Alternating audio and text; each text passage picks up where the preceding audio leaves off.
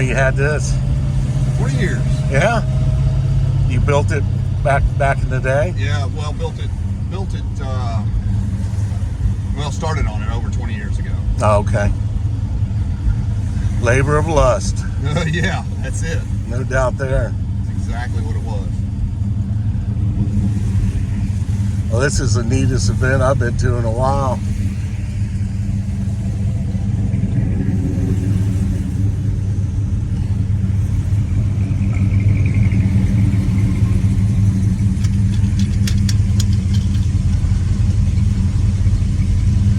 Is this a late model Hemi in it?